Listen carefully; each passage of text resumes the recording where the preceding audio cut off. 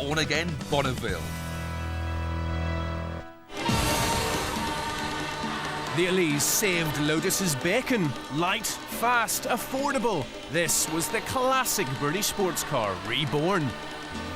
We loved it. You loved it. Everybody loved it. But between you and me, it wasn't perfect. May the god of great British lightweight sports cars have mercy on my soul, but there were actually a few things wrong with the Lotus Elise. 5, in fact. Even Lotus, bacon not only well and truly saved, but now grilled to perfection, must have thought so. Because there's a new Elise, and it's ruthlessly targeting those 5 problem areas. Okay, so we could probably have a good argument about this one, but I don't think the old Elise looked hard enough to really cut it as a sports car. It was too dainty from some angles, a wee bit light on its loafers. But the new one takes care of that. Lotus has dropped the ride height by 10 millimeters. That might not sound like very much, but it enables the tyres to fill the wheel arches much more purposefully. The roof is lowered too. It's wider at the front and the back, and the wheels and tyres themselves are much bigger. So, the new Elise has much more of a fighting stance on the road, much more of a fighting chance, full stop. Indeed, head-on, the Elise now looks much readier for a good dust-up. The old car's googly-eyed Fisher-Price face is gone.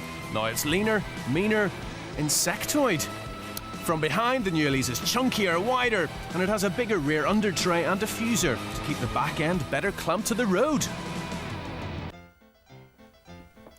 It was never the easiest car to get into or out of the old Elise. In fact, if you were tall, fat, old, suffered from back problems, or were just plain lazy, there was no way you could join its gang. Not without the humiliating initiation ceremony anyway. But now it's much more fair-minded. I'm 6'3", and because the doors are cut lower into the sills, I no longer have to post myself into the Elise. Of course, it's still highly unlikely to make the top of Bernard Manning's wish list, but it's better. Much, much better. And while we're here, new air intakes. Very pretty. More than a hint of Ferrari about them, I think. Albert Einstein himself would surely have struggled to fathom the Elise's roof. A seemingly random mix of canvas, pop studs, bendy plastic bits and cross braces. It was the enemy of fingernails, blood pressure and paintwork. And this is the new Elise's roof. It's been simplified apparently, but it still looks to me like a random collection of pop studs, bendy plastic bits, cross braces, and of course, good old canvas. So that bit comes off better. If that's an improvement, then you just simply roll it up like that. Look, the bendy bits. You run around the other side, and you do. Oh, all the same stuff. Oh, look, it's an improvement, yes, but it's still enough to make a grown man cry. There's an optional hardtop gull-wing roof. It'll be available in a few months' time. I'd specify that if you value your sanity. The old Elise might cleverly have made a virtue of its minimalism, but it was sparse to the point of being monastic. The new car gives you the option of 2 trim levels. This is the racier Racetech version with Alcantara on the seats, on the doors and on the dashboard. There's also a sports touring version, a bit more civilised, leather all over the place, and good lord, carpets. Imagine that, carpets in a Lotus Elise.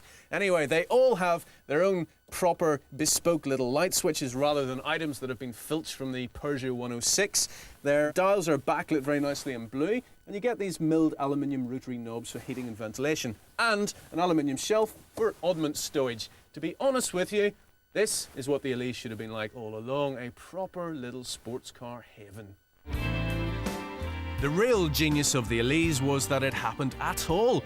Cash-strapped Lotus developed it on a shoestring, so some areas were, shall we say, a bit raw. For example, while its handling was thrilling, an Elise on a greasy country road could also be quite a challenge. Problem is, when mid-engine cars like the Elise get out of shape, boy do they get out of shape.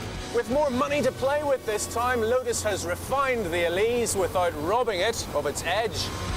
They've worked hard to make its handling more consistent with bigger wheels, a wider track, changes to the suspension, greater aerodynamic downforce and bespoke tyres, specially designed for the car this time rather than borrowed from something else. Well, that's the technical breakdown, but how does it translate out on the road? It's more civilised to drive now, but it still gives you all the kind of thrills that you want. It rides the bumps beautifully, beautifully direct steering, and an absolutely stupendously sweet little gear change. Doesn't have anti-lock brakes, so you've got to be aware of that, particularly when you're on greasy roads like this. And even though it's only got 120 brake horsepower, oh, it shifts. It's almost impossible to believe that Lotus could have improved the driving experience of the old Elise, but somehow they've done it. They really have. It's as if you're hardwired to the road. So, this is how the Elise was supposed to be all along. They have kept or improved all the bits that were great about it, and they've fixed all the bits that weren't so great about it, except for maybe the roof. But that would make it perfect then, wouldn't it? I'll just double check.